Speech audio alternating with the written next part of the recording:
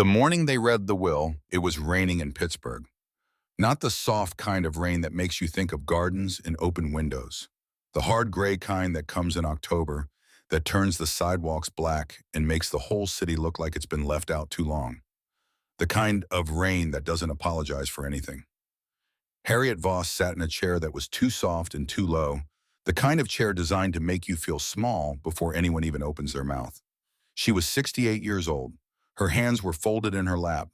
Her coat was clean, but it was the only coat she owned, and she had worn it so many times that the collar had begun to fray at the left edge in a way she kept meaning to fix and never did. She had signed the papers for the house that morning. 35 years she had lived in that house on Clement Street. She had raised no children in it, but she had grown old in it, which is its own kind of raising.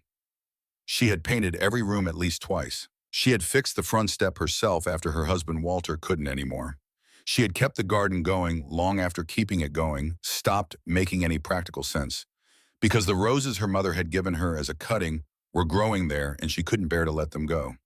Walter had died 2 years ago. He had left behind a man's usual mess of good intentions and bad paperwork. The debts were not enormous. They were just large enough to take the house. So she had signed the papers. She had handed the pen back to the man behind the desk, and she had said thank you because that was the kind of woman she was. And she had walked out into the rain and walked 3 blocks to the office of one Gerald Fenwick, attorney at law, to hear about an inheritance she had not known was coming. The office smelled like old carpet and pipe tobacco. There was a young woman at the front desk with neat hair and a sympathetic expression that didn't reach her eyes. She brought Harriet a cup of coffee that tasted like it had been made sometime yesterday. Gerald Fenwick was a thin man with reading glasses he kept taking on and off as if the world looked better slightly blurred. He had a file folder on his desk. He opened it carefully the way people open things they are not sure will hold together. He explained the situation in the measured, slightly apologetic tone of a man delivering news he knows will not land well. Her grandmother, Margaret Crane Voss, known to most of Tucker County, West Virginia, as Maggie, known to the rest of Tucker County as something considerably less kind. Dead 2 years ago at the age of 93, the estate had taken time to locate the sole surviving heir. 47 acres, Tucker County, a cabin, some outbuildings in various states of repair, creek frontage. He paused there, cleared his throat. The property, he said, carried certain local associations. He said it the way doctors say there are some things we should discuss. The land was steep, rocky. The cabin had not been maintained in the final years of Margaret's life. There was a history of the property being considered by locals somewhat. He searched for the word, unusual. That was when the young woman at the front desk made the sound. It was small. She covered it quickly with her hand, but it was unmistakable. A laugh pressed down but not entirely contained the way water finds cracks in old pipes. Harriet looked at her. The young woman looked at her desk. Fenwick kept talking. Something about assessed value and access roads in the county recorder's office. Harriet was not listening to the words anymore. She was looking at her hands folded there in her lap, and she was thinking about the house on Clement Street, which was no longer hers, and the roses that were still growing in the garden, which she would not be able to tend, and the fact that she had $23 in her purse and nowhere in particular to be. She was 68 years old. She had nowhere to go, and the only thing standing between her and that fact was 47 acres of rocky hillside in a part of West Virginia she had never visited, which a young woman she had never met found funny enough to laugh at. Harriet looked up at Gerald Fenwick and said very quietly, "Tell me about the land." He told her. She listened. And then she asked the question she had not intended to ask because she had not known there was a question to ask until he mentioned that the estate had taken time to locate the heir, and something in the phrasing snagged on something inside her like a nail in old wood. She asked, had her grandmother tried to contact her before? Fenwick took his glasses off, put them back on, opened the file folder to a different page. Yes, he said, twice. The first letter had been sent in 1906 when Harriet was 22 years old, recently gone from the Methodist care home in Pittsburgh where she had spent most of her childhood. The letter had been sent to that address. It had been returned. The second letter had been sent in 1918, returned again. Both times the return had come from the same source, a director, Alma Reese of the Methodist Home for Girls on Whitmore Street. Harriet sat very still. She had left that home in 1904. She had been 20 years old and she had walked out the front door with a carpet bag and $4 in the firm intention of never thinking about the place again. She had mostly succeeded, but Alma Reese had kept her forwarding address, had filed it somewhere in that gray building in one of those gray filing cabinets, had kept it as institutions keep things not because they intend to use them, but because throwing things away requires a decision, and decisions require energy. And twice a letter had come. Twice it had been returned. Not lost, returned. Harriet sat with that for a moment. The rain was still coming down outside the window. The young woman at the front desk had gone very quiet. She asked Fenwick if there was anything else. He hesitated. Then he reached into the folder and produced a second envelope, smaller than the others. Old. The paper had gone soft with age, and the edges had that particular worn quality of something that has been handled, set down, picked up, and finally put away somewhere safe for a very long time. It was addressed to her. Harriet Voss, care of the Methodist Home for Girls, Pittsburgh, Pennsylvania. The handwriting was small and careful and slightly forward-leaning, as if the letters were walking somewhere with some purpose.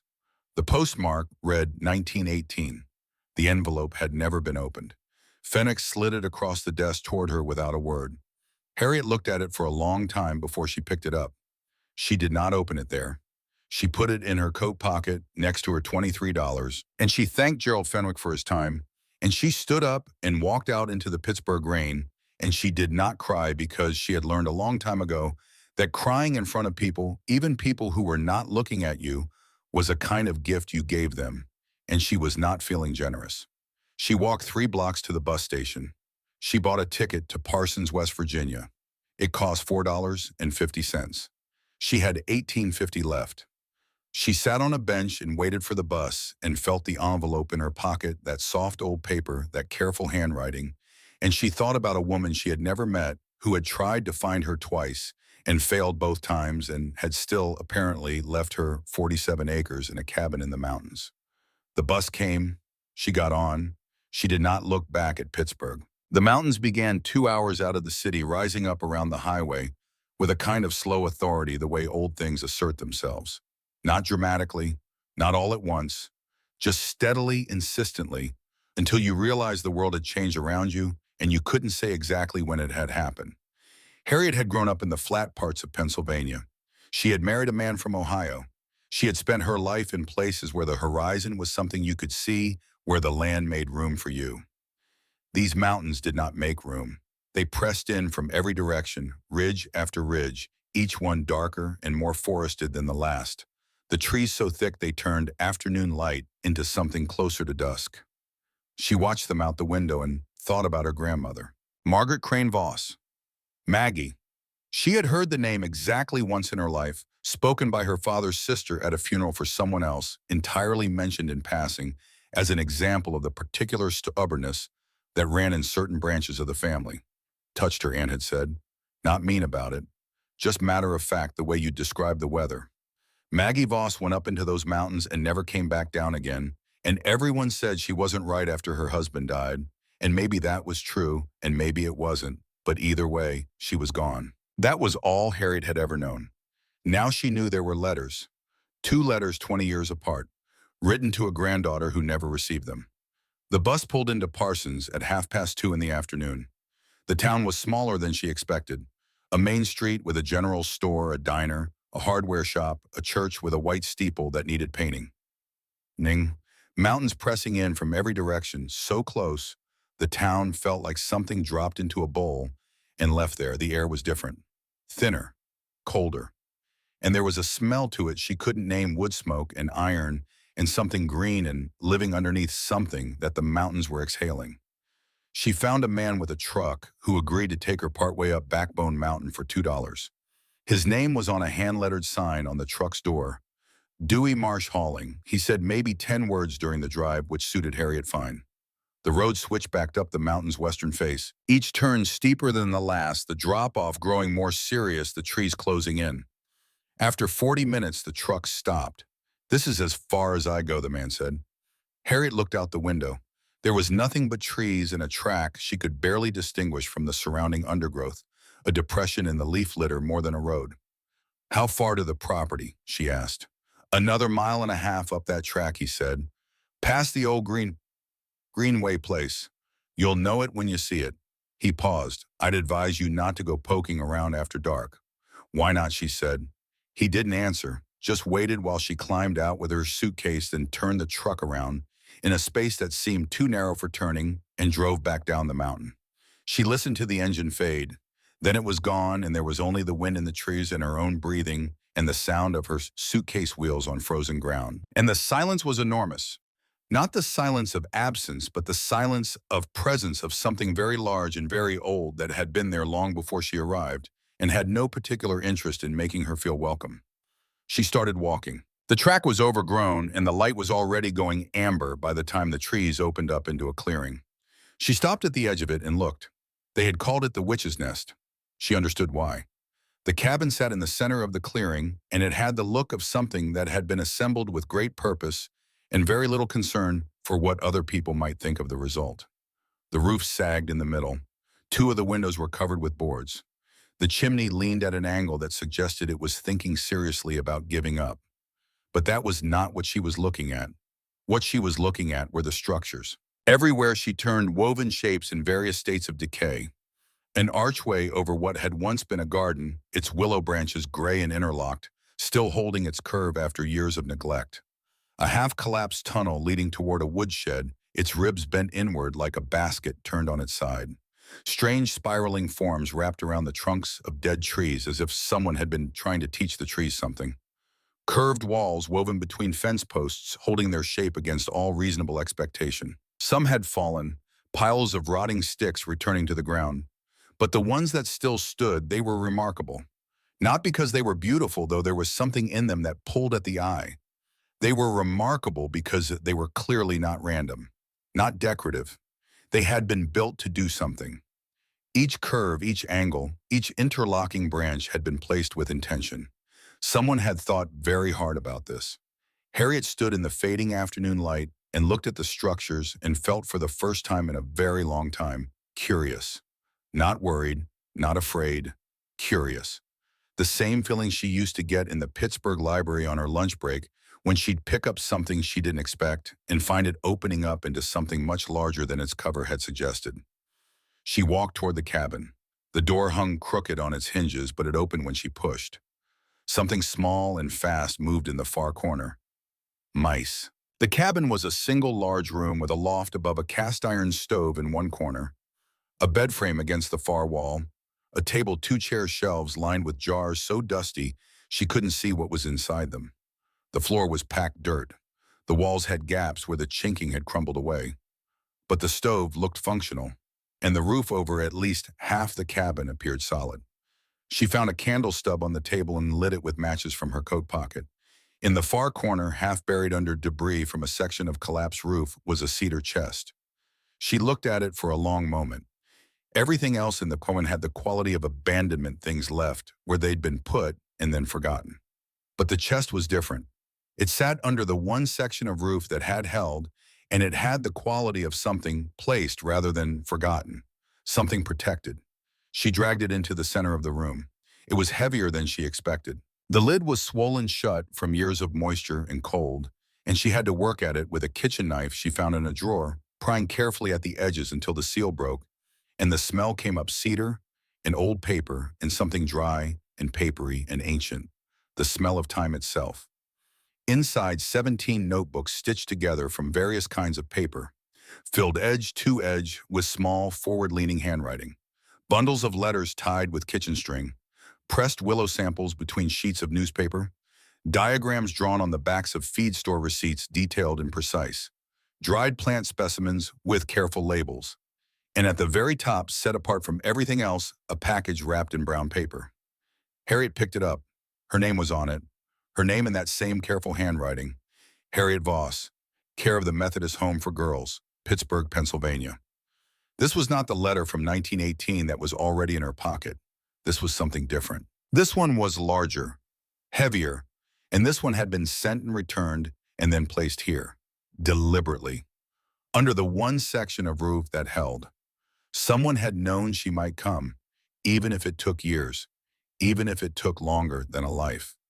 Harriet sat down on the floor of that ruined cabin, the package in her lap, the candle throwing soft, moving light across the walls, and she pressed her hand flat against the brown paper and felt the shape of whatever was inside, and she understood something then.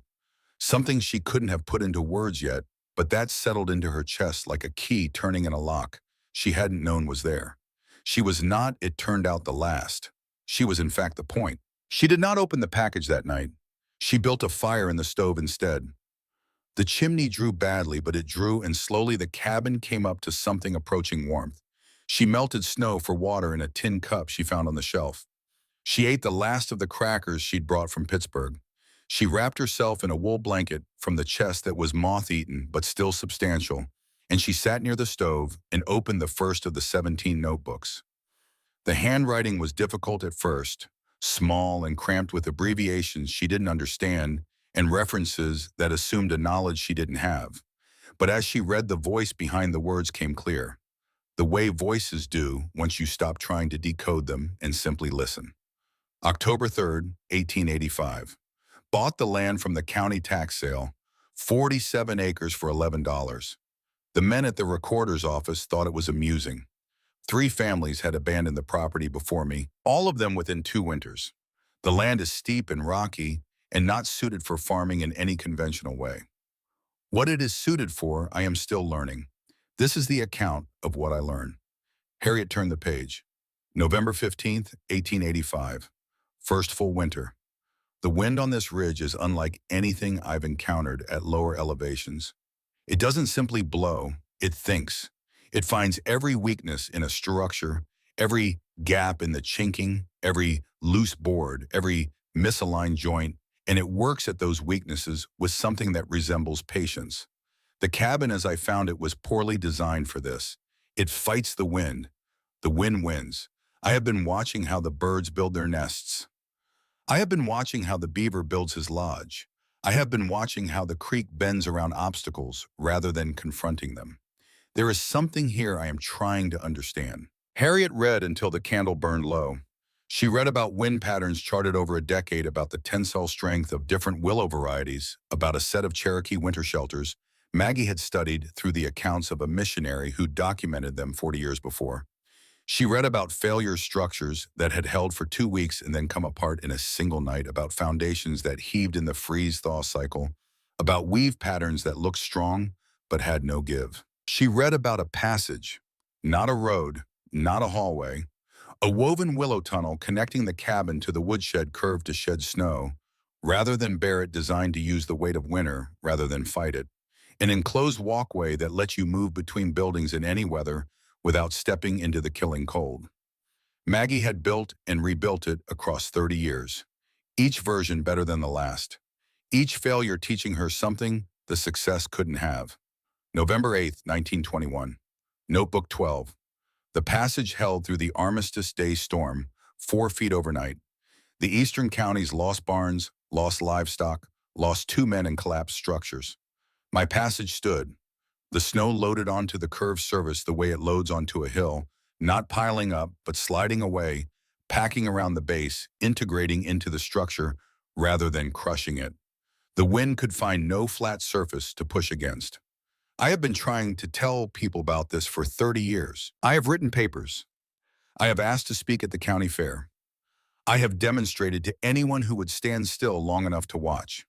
No one is interested in what a woman living alone on this mountain has figured out about building. They call me the witch. They mean it as an insult. They are wrong about what it means.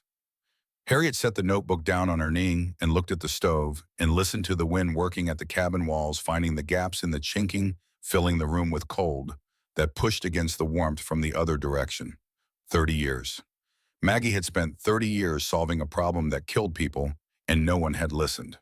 She reached into her coat pocket and took out the envelope, the one Fenwick had given her, the one postmarked 1918. She opened it. The letter inside was 3 pages written on both sides of each sheet. The handwriting was smaller than the notebooks, more compressed, as if there was a great deal to say and not enough paper to say it on. Harriet, it began, I don't know if this will reach you. The other letter didn't. but I am trying again because you are my son's daughter and I owe you at least one more attempt." She read slowly. Maggie wrote about the land, about what she had built and what she had learned, about the willows along the creek and why she had cultivated them for 30 years, about the shape of the wind on the ridge and how she had taught herself to read it the way a sailor reads water, about the passage and why it worked and why it mattered not for her alone, but for everyone in the valley below who were still building, the same way people had built for 100 years, still putting up flat roofs that collapsed under snow loads, still fighting the mountain and losing. And then near the end of the third page, she wrote this: "I do not know what your life has been. I know it started poorly, and I know that was partly my fault because I let my son go and didn't fight hard enough to follow him, and he took you somewhere I couldn't reach. If you are reading this, you are grown now, and you have made your way without me, and I am proud of that, even though I had nothing to do with it. But the land is yours. What I built is yours. And what I learned, all of it, every winter of it, is in the chest in the notebooks waiting for you. Finish what I started, Harriet. Not for me, for the people in the valley who don't know yet that they need what I've figured out. Your grandmother, Margaret." Harriet folded the letter carefully along its original creases and put it back in the envelope, and put the envelope back in her pocket against her chest. Outside, the wind moved through the willows along the creek with a sound like breath. She had come here with $23 in a suitcase and nowhere else to go. She had thought this might be the end of something. It was possible she was beginning to think that it was the beginning instead.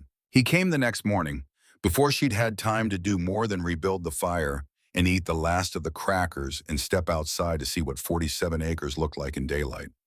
A black automobile, not new but well kept in the way that speaks of money spent on maintenance rather than appearance. A man in a good coat, the kind that costs enough that you don't need to tell people it cost enough. Maybe 55 years old, the kind of face that has spent a long time arranging itself into expressions of friendly reasonableness. He introduced himself as Frank Hollis. He said the name with a particular emphasis as if he expected her to recognize it. He said he'd heard she'd come up the mountain. Word traveled fast in Tucker County, he said, with a smile that suggested he was responsible for some of that travel. He had an offer. A fair offer. He was very clear that it was a fair offer. $800 for the 47 acres, as is no requirement to clear the property. Cash within the week. She asked him why he wanted it. Timber, he said. The ridge had good hardwood. He had the equipment to get it out. It would be a profitable operation for everyone involved. She said she would think about it. The smile stayed on, but something behind his eyes went still in a way that reminded her of a cat that has been watching a bird and has just decided to stop watching. "You should think quickly," he said.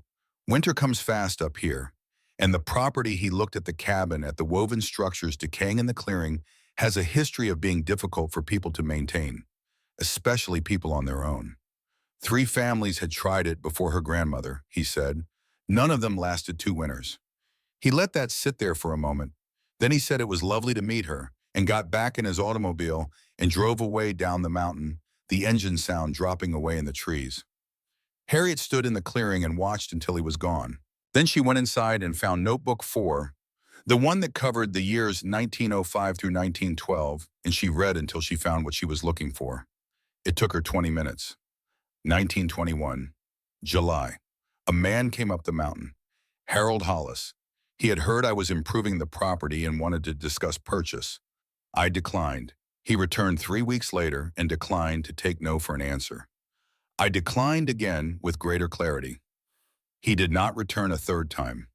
But the following spring, I began to hear things in town, that I had gone peculiar, that the structures I'd built were the work of a disordered mind, that the property was cursed, that the land itself was wrong, and that everyone who tried to live on it was eventually broken by it. None of this was new, but it was louder than before, and it seemed to come from a particular direction. Harold Hollis runs the timber operation in the valley. He is a patient man and a methodical one. I believe he has decided that if he cannot buy what he wants, he will lower its value until he can. He is not trying to acquire land. He is trying to demonstrate that a woman alone cannot hold it. Harriet closed the notebook. Frank Hollis, son of Harold Hollis, 2 generations, same strategy, same patience, same fundamental belief that a woman on her own on this mountain was a temporary condition. She looked around the cabin, at the notebooks in the chest, at the diagrams and the pressed willow samples, and the careful 30-year record of a woman working alone on a problem that mattered. Alma Reese had stolen 2 letters in 40 years. Harold Hollis had started a campaign of isolation that had never fully let up. And yet Maggie had stayed, had kept working, had built and rebuilt and documented everything as if she knew that understanding didn't require an audience. It only required a record in time and eventually the right person to find it. Harriet sat down at the table with the notebook stacked in front of her. The wind was picking up outside. She could hear it finding the gaps in the chinking, could feel the cold it carried pushing into the room. She opened notebook 1 again to the very first entry, and she read the words Maggie had written on the 3rd day of October, 1885, the year she'd arrived on this mountain. The men at the recorder's office thought it was amusing. 3 families had abandoned the property before me. I intend to be the last person who has to start over here. Harriet read that line twice. Then she closed the notebook and put her hand flat on the cover and sat for a while with the sound of the wind and the creak of the stove and the smell of cedar and old paper around her. She was 68 years old. She had $23 in a suitcase and a broken coat collar and a pair of hands that ached in the cold every morning since she turned 60. She was also, it turned out, the granddaughter of a woman who had spent 30 years building something in the mountains that no one else believed in, who had written letters into silence and kept working anyway, who had known she might not live to meet the person she was building it for and had built it anyway. The willows along the creek bent in the wind outside. They didn't break. They had been bending in this wind for 30 years of Maggie's cultivation, and longer before that, and they were still there bare in October gray and leafless, looking like they had nothing left to offer, and still there, still rooted. Harriet looked at the structures in the clearing through the cabin window, those strange curved shapes that everyone in Tucker County had called proof of madness. She looked at the notebooks. She looked at the brown paper package still sitting where she'd set it the night before, unopened, her name on it in her grandmother's careful hand. She thought about Frank Hollis and his patient smile and his father's strategy and the 2 generations of Hollis men who had believed with some confidence that this mountain would eventually surrender whatever was on it to whoever wanted it badly enough. She thought about Alma Reese sending back letters, about all the years that had passed while those letters sat in a file somewhere, returned uncollected, waiting. She thought about what it meant to be 68 years old with nowhere to go. And then she stopped thinking about all of that and thought instead about what Maggie had written in 1921 after Harold Hollis had started his quiet campaign. He is not trying to acquire land. He is trying to demonstrate that a woman alone cannot hold it. Harriet stood up. She put on her coat. She went outside into the cold October morning and stood in the clearing among the decaying wicker structures and the bare willows and looked at all of it, the collapsed experiments and the ones still standing, the failed attempts and the successful ones, 30 years of a woman refusing to be demonstrated upon. She reached out and pressed her hand against the willow arch over the garden. It was still solid, gray and weathered, but solid. The weave hadn't loosened. The anchors had held. Whatever Maggie had figured out about how to make something last, she had figured it out here in this arch, which had been standing without anyone to tend it for 2 years and was still standing. Harriet took her hand away and looked at the palm print she'd left in the frost on the wicker. Finish what I started. She went back inside and opened the package. The first week nearly finished her. Not the cold, though the cold was serious. Not the loneliness, though the loneliness was the kind that sits in the chest like something swallowed wrong. What nearly finished her was simpler than either of those things and more humiliating. She didn't know how to do anything. That was the truth of it, stripped of comfort. Harriet Voss had spent 40 years being competent. She had managed a household, kept accounts, nursed a sick husband, through 2 years of slow decline, fixed what broke and paid what was owed, and made do in the particular skilled way that women of her generation had been required to make do. She was not a woman who failed at things she put her mind to, but she had put her mind to this mountain, and this mountain was not impressed. The first morning she's tried to gather firewood, she miscalculated the weight of a fallen branch and wrenched her left shoulder, pulling it free. The pain was bright and immediate, and it stayed a dull reminder every time she reached above her head for the next 2 weeks. The second morning, she tried to reset a section of chinking on the north wall using the technique described in Maggie's notebook, creek mud packed with dried grass, and found that creek mud in October was not the same material as creek mud in September, that it froze before it could bond, that she'd have to find a different approach or accept the cold that came through that wall every night. The third morning, she went looking for food. Maggie's notebooks were precise about what could be eaten on this land and how to prepare it. Acorns from the oak stand to the east of the cabin, soaked for 3 days to remove the bitterness. The inner bark of young willows stripped and boiled until soft enough to chew. Not good, but nutritious, the notebook said, in the way of things that keep you alive without making you glad to be alive. Rabbit caught in snares built from willow bark cordage, the diagrams for which were on page 47 of Notebook 3. Harriet studied page 47 for a long time before going out to try it. The snares she built that first week would not have caught anything. She could see that in retrospect. The proportions were wrong, too large, the trigger mechanism too stiff, the placement too obvious. The rabbits, if they noticed them at all, were politely unimpressed. She ate willow bark broth and handfuls of frozen acorns she hadn't soaked long enough, and she went to bed hungry and woke up hungry and worked hungry through short days that turned dark by 4:30 and left her sitting by the stove reading Maggie's notebooks by candlelight. She lost weight she didn't have to lose. Her hands cracked in the cold, and the cracks bled a little each morning when she flexed her fingers. Her knees, which had been giving her trouble since her early 60s, grew stiff by mid-afternoon and ached through the night. On the 6th day, she sat at the table and thought seriously about leaving. She had thought about it before the thought moved through her mind several times a day, more honest than she wanted it to be. Pittsburgh was gone. But there were other cities, Baltimore, Columbus, places where a woman her age could find a room to rent and perhaps some kind of work cleaning, mending the kinds of things her hands knew without being told. It would be a diminished life, a life lived inside other people's needs.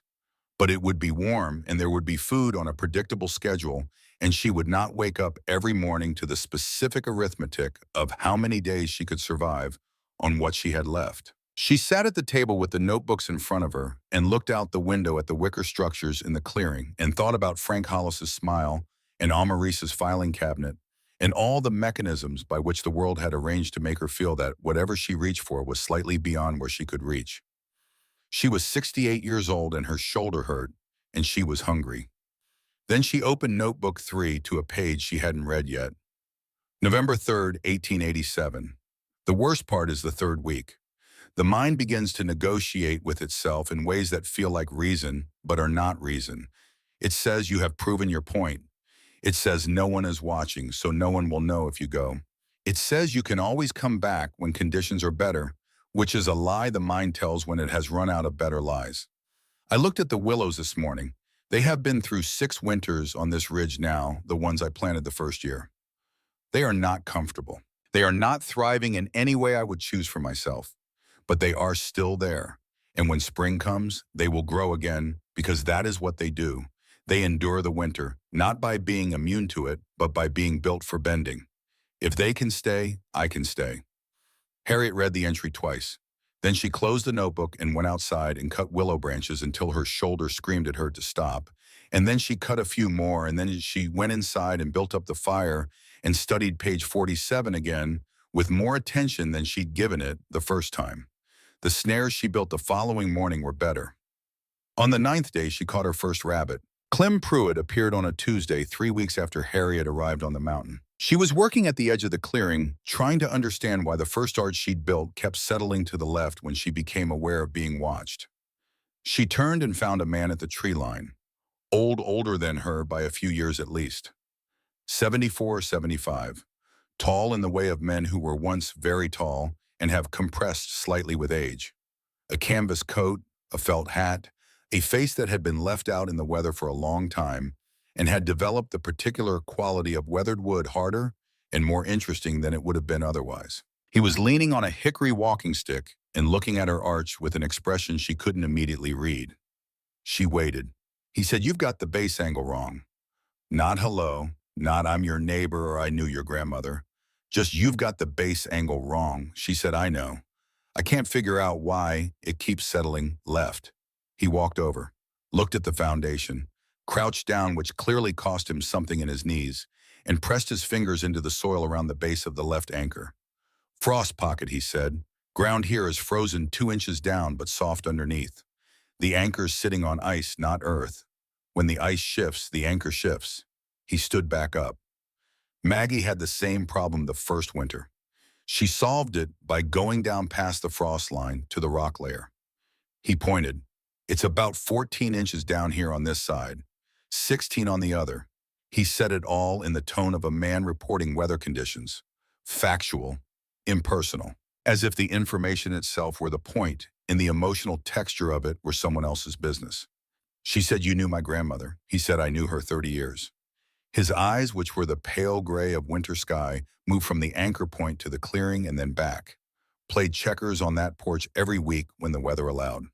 She talked about her work, and I asked questions, and she answered them, and then I went home and she kept working. That was how it was." He said it without apparent sentiment. But there was something in the economy of it, in what he was not saying, that Harriet recognized. She had been married long enough to know the difference between a man who has nothing to say and a man who has too much. His name was Clem Pruitt. He did stonework foundations mostly, and some masonry. He lived 2 miles down the mountain in a stone house he had built himself 40 years ago. He had been watching her work for 10 days before he came over. She asked him why he had waited. He said, "I wanted to see what you do with the notebooks." She looked at him. He looked at the arch. She said, what was she like? Not as a builder, as a person. He was quiet for long enough that she thought he wasn't going to answer. Then he said she was the most stubborn person I ever knew, man or woman. She had a way of looking at a problem that was completely her own. She'd walk around it, look at it from 6 different angles, read everything ever written about it, and then she'd set all of that aside and figure it out from the ground up as if no one had ever thought about it before. Sometimes that made her slow. Sometimes it meant she found things everyone else had walked past. He paused. The mountain suited her, he said. Some people and some places fit each other. She and this ridge fit each other.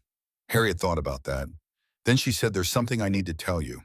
She told him what she'd found in the notebooks, the entry about Harold Hollis, the campaign of isolation, the deliberate effort to lower the property's value and reputation.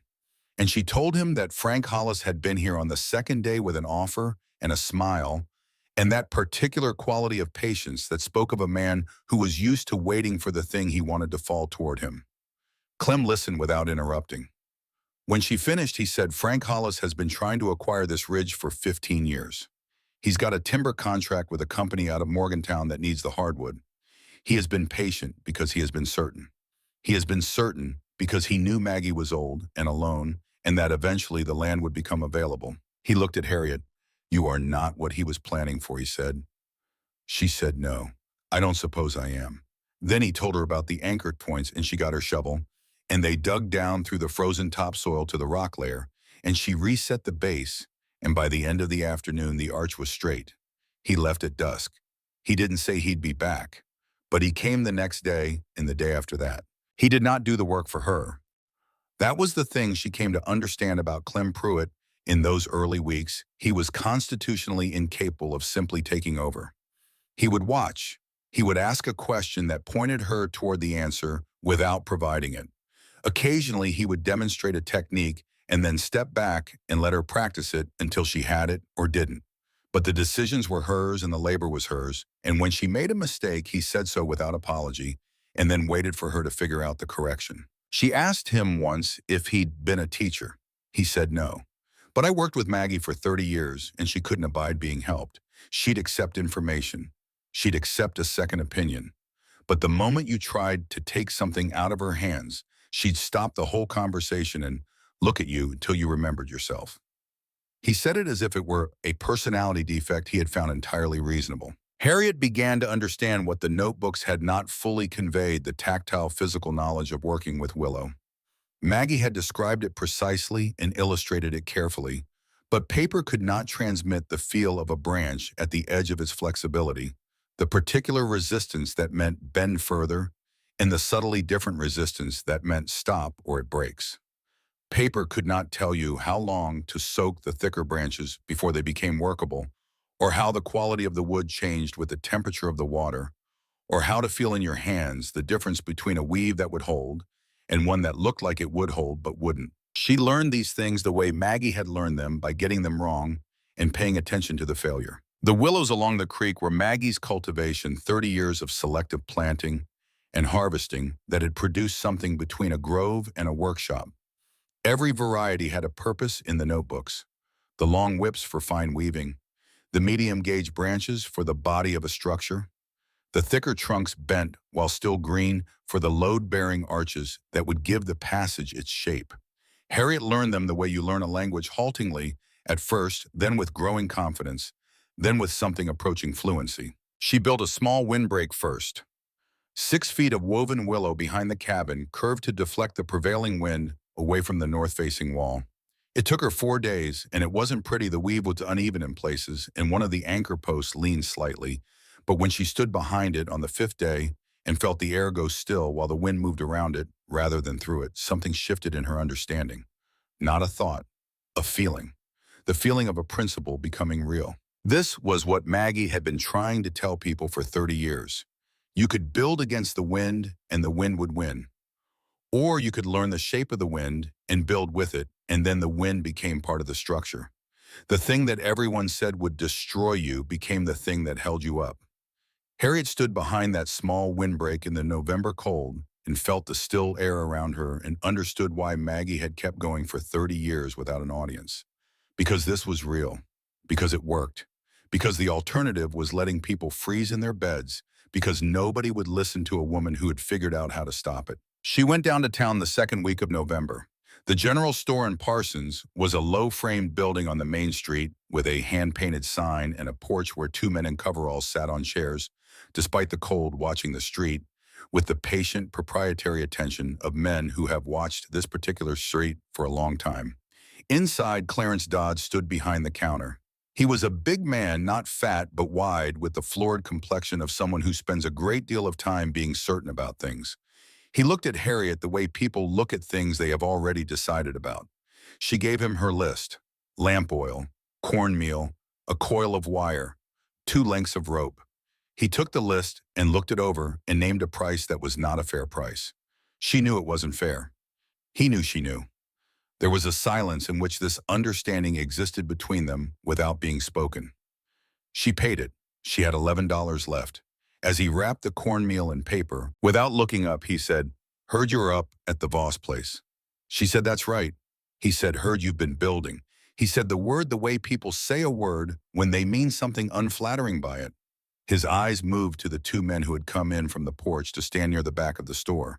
Someone near the window said something too low to hear clearly, and there was a sound that was almost a laugh. "Frozen solid by February," Dodd said. He said it pleasantly, conversationally, the way you'd mention the weather. "Just my opinion. But the Mountain Inn doesn't make exceptions for good intentions." Harriet picked up her bag. She looked at Dodd for a moment, at his red face and his certain eyes, and the 2 men by the back wall with their almost laughs, and she thought about Maggie writing in 1921, about Harold Hollis, about how he'd used the town's willingness to dismiss her as a tool, how he'd fed it and shaped it and let it do his work for him. She thought about all the years that strategy had worked. She said, "My grandmother survived 30 winters on that ridge. She only died because her roof collapsed." She paused. "The same kind of roof you have over this store." She picked up her bag and walked out. She heard the silence behind her as she went through the door. She did not hear what was said after she was gone. She didn't need to. The first collapse came on the 22nd of November. She had been building the windbreak section behind the woodshed, a more ambitious structure than the first, taller with a compound curve she had worked out from Maggie's notebook, 7, the one that covered 1909 through 1915. The weave had taken 10 days. She had been careful with the anchors going down past the frost line the way Clem had shown her. She thought it was good. The storm came up fast in the afternoon, the way storms do on exposed ridges, with very little warning between the clouds appearing and the wind arriving at serious speed.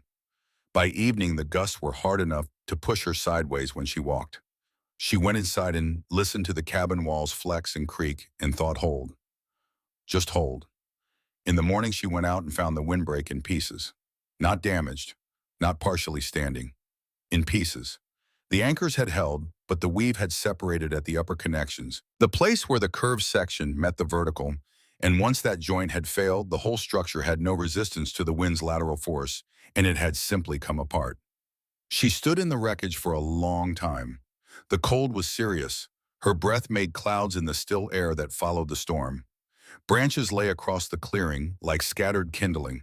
All that work reduced to its components every hour she'd spent reversed in a single night. She thought about Frank Hollis, about what he would say if he drove up this mountain right now and saw this, about the smile that would go nowhere near his eyes. She thought about Dodd's frozen solid by February. She thought about the woman whose notebook was hidden behind the cabin wall, the one who had been here before Maggie, who had also tried, who had written at the end, "I didn't have enough courage to stay." Then she went inside and opened Notebook 9. November 14th, 1913. The eastern section collapsed last night. Fourth time. The failure is always at the same point, the connection between the curved upper section and the vertical anchor. The weave pulls apart there because the two sections move differently in high wind. The curve wants to flex. The vertical wants to hold. Where they meet, the forces are opposite, and the joint is the weakest point. The solution is not to make the joint stronger. The solution is to eliminate the joint, to make the curve continuous from anchor to anchor, so there is no point where two different structural logics meet. I should have seen this sooner. I am starting over tomorrow. Harriet read it twice. Then she read the next entry and the one after that, following Maggie's logic through the revision. The way she'd redesigned the connection made it continuous, changed the anchor spacing, so the curve could complete itself without interruption. She put the notebook down. She went out into the cold and began gathering the scattered branches.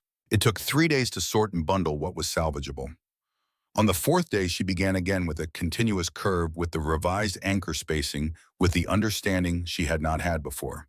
Clem came on the fifth day, saw what she was doing, asked one question, the spacing on the third anchor, and when she explained her reasoning, he nodded once and didn't ask again. She built. She made mistakes and corrected them. She soaked branches too long and not long enough and learned the difference in her hands. She set anchors she had to pull and reset. She burned herself bending thicker branches over the stove and added the scars to the collection her hands were accumulating. By the first week of December, the windbreak was rebuilt. The second storm came 3 days later. She lay in the cabin in the dark and listened to the wind and waited for the sound of the structure coming apart. It didn't come. In the morning, the windbreak was standing. Snow had packed around the base exactly as Maggie described, not crushing the structure but integrating with it, becoming part of it. The curved surface had shed what it could and used what remained. Inside the sheltered space behind the structure, the air was still. Harriet stood there for a long time. She was not the kind of woman given to displays of feeling. She had learned early that feeling something and showing it were separate decisions, and she had learned to keep them separate because the world had not always been gentle with the things she let show. But she stood in that still air on that December morning and pressed her palm against the woven willow wall, and she said out loud to no one who was physically present, "It works, Maggie. You were right." The willow didn't answer, but the wind moved around the outside of the structure in exactly the way Maggie had described in Notebook 7, and the air inside stayed still, and Harriet thought that was answer enough. Then came the other thing, the thing Clem told her on a cold afternoon in the second week of December, when they were sitting in the cabin warming their hands after a long morning of work. He had been talking about Maggie about a particular winter in the mid-30s, when the snow had come early and deep and the county had lost 3 barns and a number of livestock. About how Maggie had gone down to town that spring and stood in the feed store and told anyone who would listen that she had a design that would have saved every one of those structures, and about how no one had listened, and about how she had walked home and written 4 pages in her notebook and the next day started building a better version. Then he said she finished the passage, you know. Harriet looked up. The willow tunnel between the cabin and the woodshed. The design she'd been working on the longest. She finished it in 1947. Harriet waited. Clem looked at his hands. He said the winter of 1948 was bad. February especially. I was down the mountain. My sister was sick in Elkins, and I'd gone to help. I was gone 3 weeks. He was quiet for a moment. When I came back, he said I went up to see Maggie. The passage it was remarkable. Everything she'd designed it to be. The snow hadn't touched the inside. The structure had held perfectly through the worst of the winter. He stopped. She had been dead for 2 weeks, he said, alone in the cabin. Her heart. The passage had worked exactly as she'd intended. but there was no one there to use it because there was no one else on the mountain, and the people in town had stopped coming up years before and I was gone. Harriet didn't say anything. He said, Harold Hollis spent 20 years making sure she was isolated enough that when something went wrong, there was no one close enough to know. That was the real purpose of the campaign. Not the land. He could have gotten the land any number of ways. He wanted to make sure that whatever she built up here, it built for nobody. He looked at Harriet. Frank has been doing the same thing to you. Not just the price and the rumors. The reason he moved on the town so fast on Dodd on the others was to make sure that when winter came, you'd have no one to call on. He wants the passage to fail the same way it failed before. Not by falling down, by being built for nobody. Harriet sat with that. Outside, the wind moved through the willows along the creek, that same sound she had learned to read over the past 2 months. The difference between the ordinary wind and the leading edge of something larger. She thought about Maggie in this cabin in February of 1948, the passage complete outside the window working perfectly. No one coming, no one knowing. She thought about the woman in the hidden notebook. I didn't have enough courage to stay. She thought about the archive Maggie had left in the cedar chest. 17 notebooks. Every failure documented. Every correction noted. Every hard-won piece of understanding preserved with the precision of someone who knew she might not be there to explain it in person. Maggie had not built the passage for herself. She had built it for whoever came next in a world where the people trying to isolate her had succeeded well enough that whoever came next might not arrive until after she was gone. Harriet looked at Clem. She said, I'm going to build the passage, the full design, cabin to woodshed, and when it's done, I'm going to teach every family in this valley how to build one. Clem looked at her for a moment. He said, you've got maybe 3 weeks before the serious weather. She said, I know. He said, the full passage is a bigger undertaking than anything you've built so far. She said, I know that too. He nodded, once. The way he nodded when he'd asked a question and received an answer he considered adequate. He said, I'll show you how to set the stone footings. The rest is in the notebooks. She built it in 17 days. Not the way it should have been built if she'd had the time Maggie had taken. Not with properly cured willow and 3 months of careful work. She built it the way you build things when the weather is coming and you have 17 days and a 68-year-old body that ached before 8 in the morning and didn't stop aching until she was asleep. The stone footings first. 6 of them set below the frost line packed with creek gravel for drainage. Clem showed her the placement and then left her to dig, which was the hardest physical labor she had ever done. Down through frozen topsoil to the rock layer, 2 feet in most places, closer to 3 on the north side. She broke 2 tools and learned to wedge rather than pry. Her hands stopped being sore and became simply her hands calloused, cracked precise. Then the arches. She didn't have enough proper trunk-size willow, so she did what Maggie had described trying, and then abandoning in Notebook 11, bundled smaller branches and wrapped them with bark cordage until they had the composite strength of a larger trunk. It was slower than using solid wood. It worked. The bending. She soaked the arches in the creek for days, then heated them by the stove until the wood was willing, then bent them to the curve and lashed them to the footings before they remembered their original shape. She burned herself. She lost count of the burns. The weaving took 10 days, working from first light until her hands were too stiff to grip. Inside to warm up, then back out. The pattern from Notebook 7 modified at the base where she'd learned from the collapsed windbreak that the continuous curve was stronger than any joint. On the 15th of December, she wove the last branch into place. She stood back and looked at what she'd built. 23 feet of woven willow arching between the cabin's back door and the woodshed. 4 feet wide at the base, 5 feet tall at the peak. A tunnel, a bridge between buildings. A way to move through winter rather than surrender to it. It didn't look like much from the outside. It looked like what it was, something built by one old woman in 17 days with inadequate materials and insufficient time held together by the logic of a dead woman's notebooks and a stubbornness that had outlasted every other resource she'd arrived with. She went inside. The cold stopped at the entrance. Not gradually, immediately. She stepped through and the wind was simply pouring and the air inside was still and 10 degrees warmer than outside and smelled of cut willow and the particular dry quiet of enclosed space. She walked the full length of it, 23 feet, to the woodshed door, filled her arms with wood, walked back. Her hands stayed warm. Her feet stayed dry. She stood in the center of the passage with firewood piled to her chin, and she laughed. The sound surprised her. She hadn't heard herself laugh and she couldn't remember. Long enough that the sound felt strange, like a word in a language she'd known as a child and half forgotten. But she couldn't stop. She laughed until her eyes watered and the sound bounced off the wicker walls and the firewood shifted in her arms, and she had to set it down to keep her balance. Then she got quiet. She pressed her palm against the woven wall. The willow was cold to the touch, but solid, completely solid, and she could feel through her hand what Maggie had figured out in 30 years of building and failing and building again. She could feel the way the structure transferred force, the way the curve distributed load, the way the whole thing worked with the mountain rather than against it. She said quietly to the woman who had built the first version of this and died before anyone came to use it, "You built it for me." The wind moved outside. The passage held. She picked up. Clem felt it 2 days before it came. He arrived at the cabin on the morning of January 6th without his usual unhurried manner. He walked faster than she had seen him walk. His face had a quality she hadn't seen on it before. Not fear exactly, but the close relative of fear that belongs to people who have lived long enough to know the difference between weather and something else entirely. He said, "Something big is coming."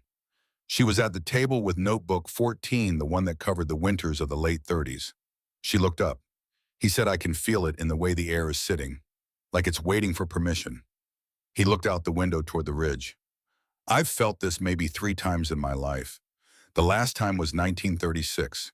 We lost 4 barns and 2 men that winter. Before that, 1917. He paused. "Before that, I was too young to know what I was feeling." Harriet set the notebook down. "How long?" she said. 2 days, maybe less." She went outside and looked at the sky. It was the color of old pewter, low in uniform without the texture of ordinary cloud cover. The kind of sky that doesn't move because it has already arrived. The birds were gone, not migrated, but absent in the particular way that meant they had found somewhere deep and protected and had no intention of coming out. The creek had gone quiet under its ice in a way that felt less like stillness and more like held breath. The air was cold in the specific way Maggie had described in Notebook 6, dense, pressurized, as if the atmosphere itself was being compressed by something moving toward it from a very great distance.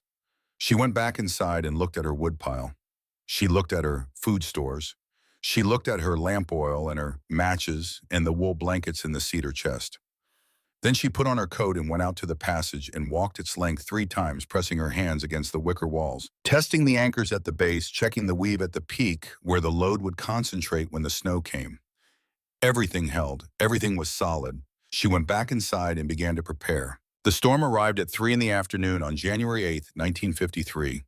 It did not build. It did not announce itself gradually the way ordinary storms give you time to adjust your understanding of what's coming. It came over the ridge like something that had made up its mind, a wall of wind and driving snow that turned the world outside the cabin window from visible to white in less time than it takes to describe. One moment she could see the passage, the woodshed, the willow grove along the creek. The next moment there was nothing but white absolute and total pressed against the glass like a living thing trying to get inside. The noise was unlike anything she had heard. She had lived through Pittsburgh winters, through lake-effect storms that came off the Ohio and buried the city for days. She had thought she knew what wind sounded like at its worst. She had been wrong. This was not wind the way she had understood wind. This was something structural, the sound with weight and pressure behind it, a continuous roar that came from everywhere at once and settled into the walls and the floor and the base of her skull and stayed there, the cabin held. The walls flexed, and the stovepipe rattled, and the gaps in the chinking she hadn't managed to fully repair turned white with driven snow. But the cabin held. She fed the stove. She melted snow for water. She sat in the chair nearest the warmth and opened Notebook 15 and read by lamplight while the mountain tried to dismantle everything outside. She read about the blizzard of 1936. Maggie had been 51 years old. She had been on this ridge alone, as she always was by then, the isolation Harold Hollis had engineered, having done its slow and patient work. She had spent 3 days in the cabin while the snow climbed the walls and the wind made the structure groan. She had documented the storm with the same precise attention she brought to everything: wind direction, temperature estimates, snowfall accumulation, the sounds the cabin made under different types of loading. And then on the third day she had written this, I can hear something. To the south toward the Greenway Hollow. A sound that is not wind. I think it is a roof. I think someone's roof is gone. I cannot get out of this cabin. The snow against the north door is above the handle. If I got out, I could not get through the drifts to reach anyone in time to matter. This is the thing I cannot solve. I can build a structure that holds. I cannot make the people in the valley build the same structure. I can solve the engineering. I cannot solve the stubbornness of people who have decided before looking that what a woman alone on a mountain has figured out is not worth knowing. So I sit here and I listen, and I am helpless in the particular way of people who know what should have been done and watched it not get done. Harriet set the notebook down. She sat in the lamplight and listened to the wind and thought about Maggie sitting in the same chair 17 years ago, listening to a roof come down somewhere in the dark and being unable to do anything about it. Then sometime in the deep middle of the first night she heard it, a sound from the south, lower than the wind, heavier, a long structural groan followed by something that resolved after a long moment into the unmistakable sound of a roof surrendering to what it had been asked to carry. She sat very still. She could not get out. She had checked the doors an hour ago. The north door had 2 feet of snow packed against it. She could move it enough to see the white wall beyond. Nothing more. If someone was hurt, if someone's house had just opened itself to this storm, she could not reach them. She could not do anything except know.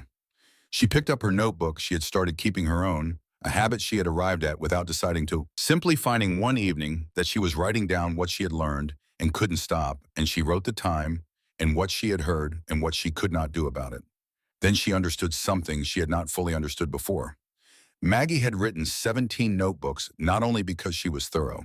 She had written them because writing was the only action available to a person who has figured something out and is surrounded by people who will not listen. Writing was how you stayed sane when the alternative was sitting in the dark listening to other people's roofs fall in and knowing you had the answer and knowing they wouldn't take it. She wrote until the lamp needed refilling. Then she refilled it and wrote some more. The storm ran 48 hours. On the morning of January 10th, she woke to silence. Not the muffled, pressurized quiet of snow still falling. True silence. The silence that comes when something enormous has finished and the world is taking a breath before deciding what comes next. She lay in the bed for a long moment and let the silence be real. Then she got up. The north door took 20 minutes of careful work to open, not forcing, which would have been useless, but patient, steady pressure, while she cleared what she could reach through the gap, handful by handful, until the door had enough room to swing. She squeezed through into cold so sharp it felt like walking into glass. The world had been transformed. 12 feet of snow in the clearing. Drifts at 20 along the north face of the cabin, shaped by the wind into formations that looked architectural, curved deliberate, as if the storm had been making its own argument about structure. The trees at the edge of the clearing were buried to their lower branches. The road didn't exist. The valley below was a smooth white plain where the landscape used to be. She could see roof lines from the high ground near the woodshed. Some intact, some with that particular sunken quality that meant the structure beneath had given way. Dark concavities in the white where a home used to have a shape. She turned and looked at the passage. It rose from the snow in a long, clean arc, its entrance clear. Its surface carrying a thick shell of packed ice that had formed from the snow loading and refreezing overnight. She walked to it and pressed her hand against the iced-over wicker. Solid, she went inside. 38 degrees. Dry. Still. Outside, it was 14 below zero and dropping. She walked to the woodshed, filled her arms with wood, walked back. Her feet stayed dry. Her hands stayed warm. The wind, which was still moving outside in the storm's aftermath, could not find her. She stood in the center of the passage and looked at the wicker walls and thought about the 48 hours just passed and about all the roof lines she had seen from the high ground, the ones that were no longer the right shape. Then she went inside and started making soup. Vera Calloway came first. Harriet saw her from the window, a dark shape against the white moving up the mountain, with the particular gait of someone who has been through something and is not entirely sure their legs still work properly. She was moving slowly, falling and getting up. The snow was chest-high in the drifts, and she was pushing through it rather than around it, which meant she was beyond the point of making tactical decisions. It took her an hour to cover what would normally be a 10-minute walk. By the time she reached the clearing's edge, her lips were the color of a bruise. Her coat, good enough for a normal winter, not enough for this one, was packed with snow that had compressed and frozen against the wool. She had a child on her back, bundled in a quilt, the child's face the only thing visible, pale and frightened. Vera Calloway, who had called her witch's kin the first week she'd been on this mountain, who had stood in the feed store and said things in a voice not quite low enough to be private, who had looked at Harriet the way people look at things they have decided are beneath them. She stood at the edge of the clearing, unable to come further. Her eyes had the particular quality of someone who has exhausted everything they had and has arrived at a place past pride and past pretense, a place where there is nothing left but the actual situation. She said, "I know what I've said about you. I know what I've called your family. My children." She stopped. Her voice had the texture of something that had been used past its limit. She said, "Please." Just the one word. Harriet opened the door wider. She said, "Come inside. Bring your children." Vera Calloway started crying, not quietly. The way people cry when they have been holding themselves together through something they weren't sure they would survive, and they have finally arrived somewhere that might be safe, and their body decides unilaterally that now is the moment to let go. She grabbed Harriet's hand and pressed it against her frozen face and said "thank you" over and over until the words stopped being words and became something more like breath. Harriet said, "Go get your family. The fire will be built up when you come back." They came in ones and twos through the morning. The Calloway family, Vera, her daughter, her son-in-law, 2 grandchildren, a family from the lower valley. Harriet didn't recognize the Suttons, it turned out, who had lost their roof on the second night and spent 10 hours in their cellar listening to the storm claim their house above them. An old man who gave his name as Birch and nothing else, who had walked 2 miles through the drifts alone and arrived without explanation and sat by the stove without speaking, and gradually over several hours returned to a color that was closer to living. By afternoon, there were 11 people in the cabin. Harriet moved. She fed the stove. She stretched the soup, thin stuff, wild onion, and the last of the dried rabbit, more water than substance, but warm to cover however many bowls were needed. She spread blankets. She showed people the passage, watched their faces go through the same sequence. Hers had skepticism, confusion, then something quieter and more serious when they stepped inside and felt the air go still. "It's warm," one of the Sutton children said. She was maybe 7 years old. She looked at the wicker walls with the frank astonishment of someone who has not yet learned to hide being amazed. "How is it warm?" Harriet said, "Your grandmother's house has a roof to keep the rain out. This has a curve to keep the wind out." Same idea, different shape. The child thought about this. Then she nodded with the gravity of someone filing information away.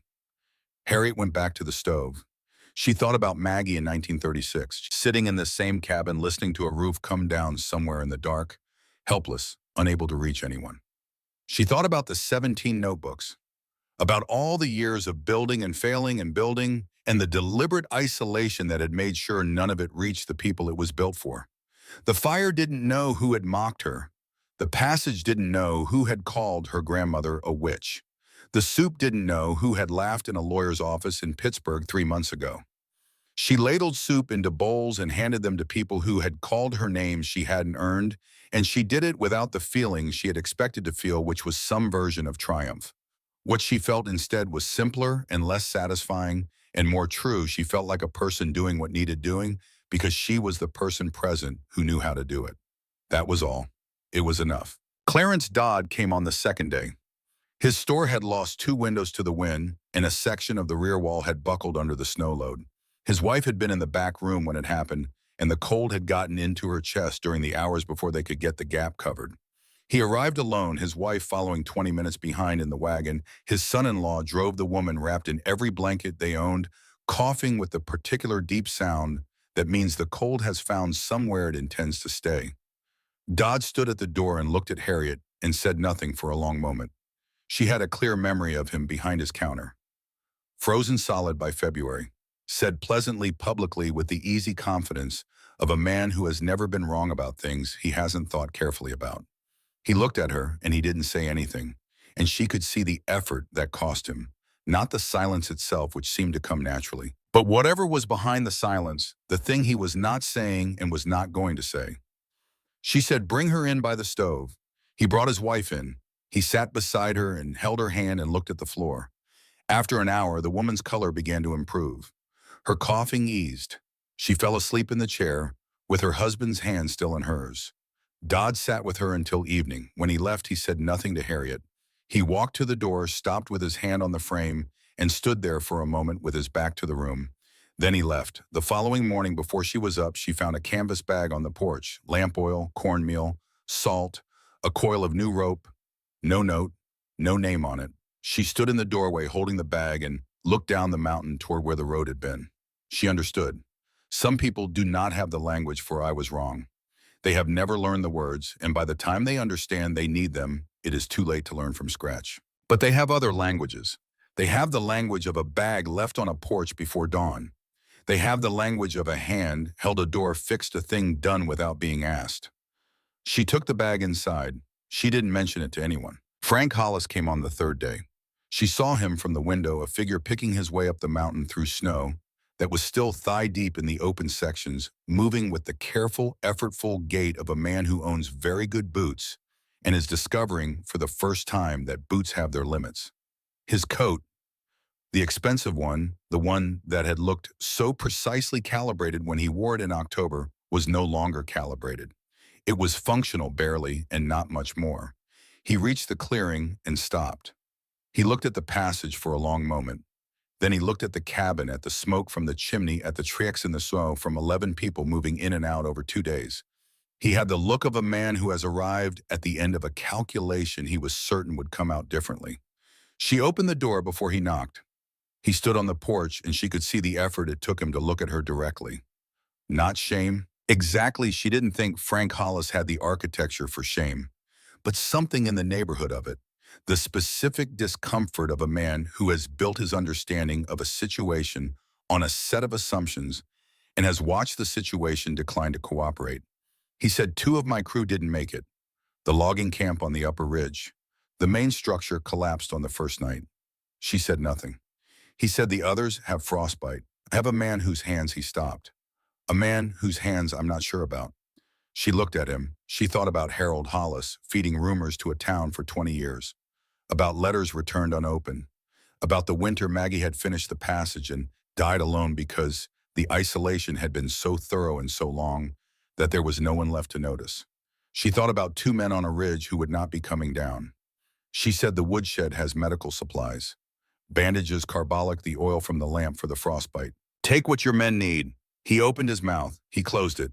He stood there in the cold with his expensive ruined coat and his recalculated face, and whatever he had prepared to say, whatever version of this conversation he had scripted on the way up the mountain, it had apparently not included this particular response, and he didn't have an alternative ready. He said, "I'll pay you for the supplies." She said, "I don't need your money. I need you to take what keeps people alive." He took the supplies. He came back twice that day, and once the following morning for additional bandages. Each time Harriet got what he needed from the woodshed and handed it to him without ceremony and went back to whatever she was doing. On the 4th morning, he didn't come back. She heard later from Vera Calloway's son-in-law that Frank Hollis had driven to Elkins and from there to Morgantown, and that his timber operation in Tucker County had quietly ceased. The logging contract that had required the ridge hardwood had apparently been rendered impractical by a combination of storm damage and the particular complications of continuing to do business in a place where you have recently watched your assumptions fail in every direction simultaneously.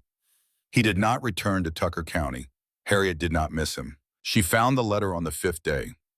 The cabin had mostly emptied by then, people returning to their own properties, beginning the long work of assessing damage, figuring out what was salvageable and what wasn't. Harriet was reorganizing the cedar chest, putting Maggie's notebooks back in order after days of being moved around by people looking for something to read by firelight. She lifted the cedar chest's interior lining to lay a piece of oilcloth beneath it, protection against the moisture that seeped through the cabin floor in the deep cold, and found pressed flat against the bottom of the chest beneath the lining an envelope. Small, unsealed. The paper was the same stock as Maggie's notebooks, the same hand on the front. It said, For Harriet, when you find this, not if, when. She sat down on the floor of the cabin with the letter in her hands. Outside, the January afternoon was already going dark. The fire in the stove threw orange light across the floor. The passage was visible through the window, its wicker surface catching the last of the day's light, solid and curved and present. She opened the envelope. The letter was dated September 1947, 6 months before Maggie died. Harriet, it began, I have finished the passage. It took me 30 years and more failures than I want to count, but it is done and it works, and it is everything I believed it could be. I walked through it this morning in a frost that would have had me running for firewood before, and I felt nothing but still air and the smell of willow and the particular satisfaction of a problem that has been solved. I want to tell you about it. I have wanted to tell you about it since you were born, since I knew you existed and couldn't reach you.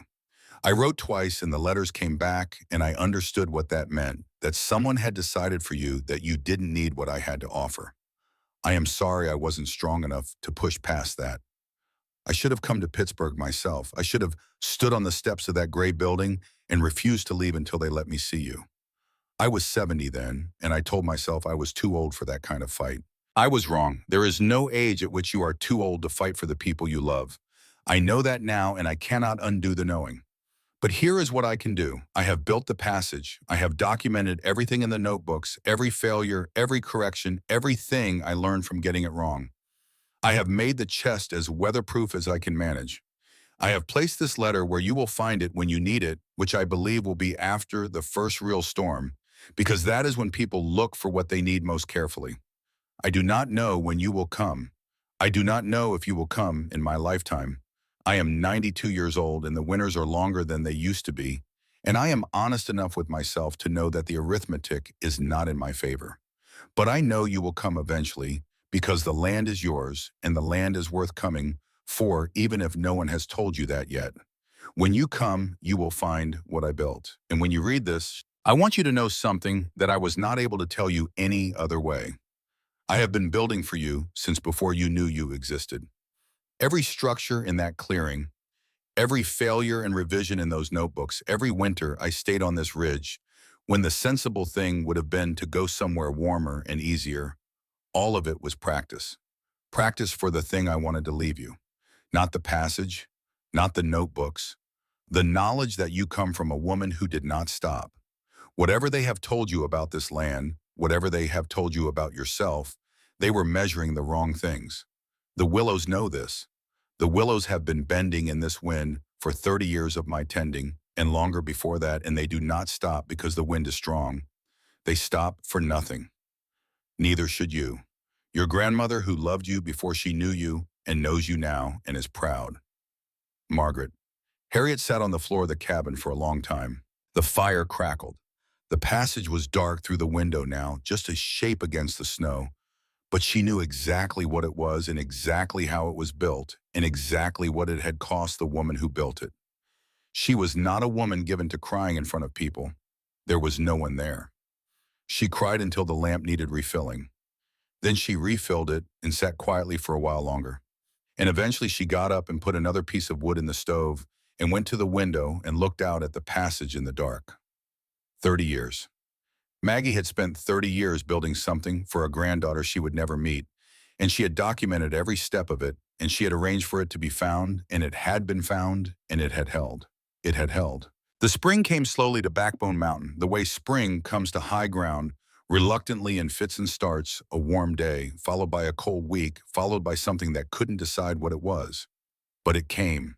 By March, the willows along the creek were showing the first pale green of new growth, that particular color that means the winter is not over, but has lost its absolute authority. By April 3, families from the valley had come up the mountain to ask Harriet about the passage, had asked her to walk them through the design to show them the anchor placement, to explain the weave pattern and why the curve mattered. She showed them. She showed them the way Maggie had shown no one, because no one would stand still long enough to watch. She walked them through the logic, the wind, the snow load, the difference between building against the mountain and building with it. She showed them the notebooks. She let them hold them, read the entries, follow the 30-year arc of a woman getting closer and closer to a solution. She watched their faces change. Clem came on an April afternoon and found her in the clearing with the family from the Greenway Hollow, showing the oldest son how to test a willow branch for the right stage of flexibility. He sat on the porch steps and watched without comment until the lesson was done. When the family left, Harriet came and sat beside him. He said Maggie would be proud. She looked at the passage at the willows at the 47 acres that everyone had called worthless, and that had turned out to be worth more than she had language for. She said she knew you loved her, didn't she? He was quiet for a while. He said, I think she knew. He looked at the willow grove at the pale green coming in along the creek. I think she was grateful I never said it out loud. It would have made things complicated, and she didn't like complicated. She liked problems she could solve. He paused. She solved most of them, he said. Harriet put her hand on his arm, and they sat there in the April sun while the willows moved in a wind that was no longer trying to kill anything, and the mountains settled into the long, slow exhale of a winter finally finished. Alma Reese came in June. Harriet was in the garden, the one she'd built inside a wicker windbreak, extending the growing season by planting on the south-facing side of the curve, when she heard a car on the road below. She straightened up and waited. The woman who came through the trees was smaller than Harriet remembered, older in the way of people who have carried something heavy for a long time and show it in their frame. She was wearing a gray traveling dress and carrying a package wrapped in brown paper, and her hands, Harriet noticed, were not quite steady. She said Harriet. Just the name. No title, no formality. Harriet said Director Reese.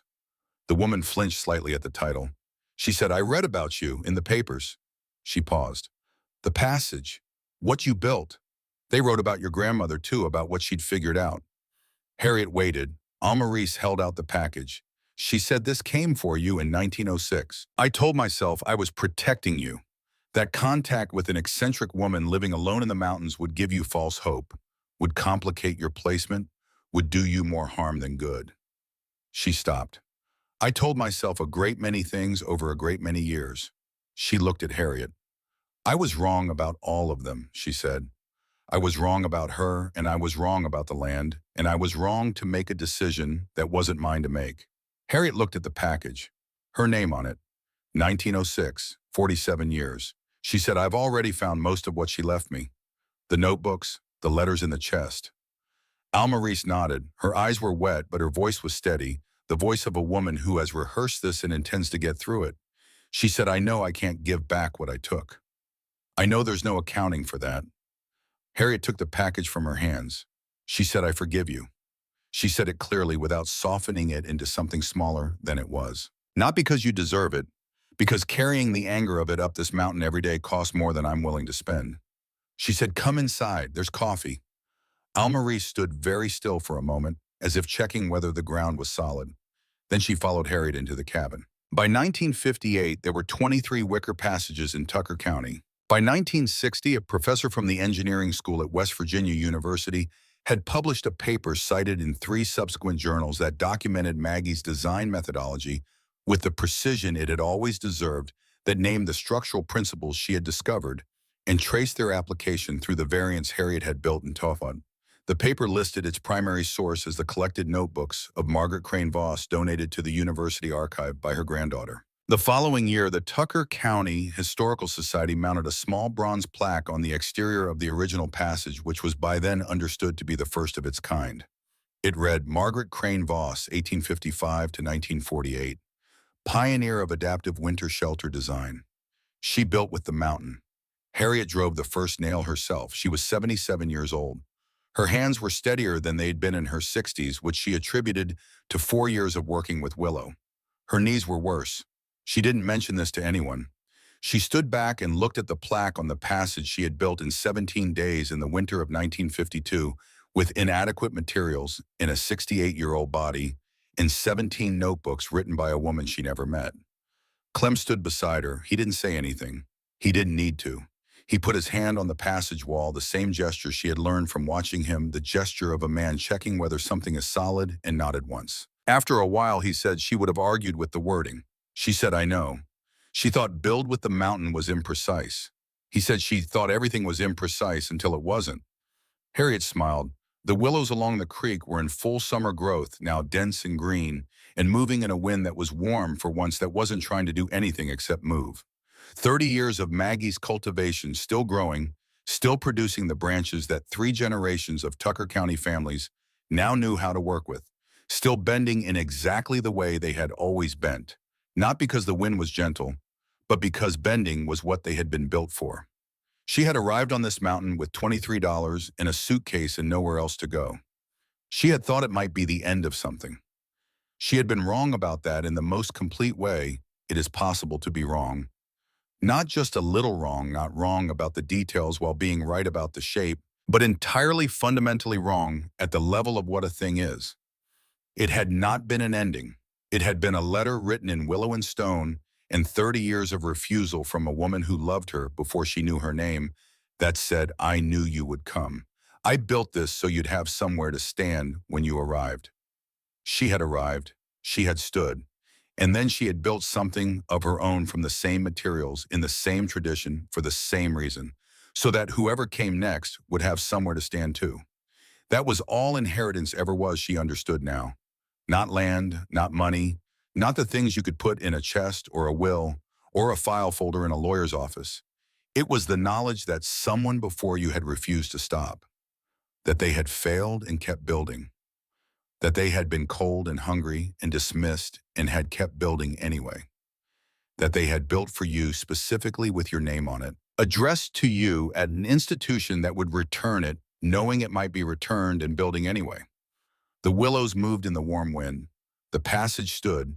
Harriet Voss stood beside it in the July sun, 77 years old, a woman who had come to a mountain to end something and had ended up continuing something instead, and she understood that this was the best thing a life could do.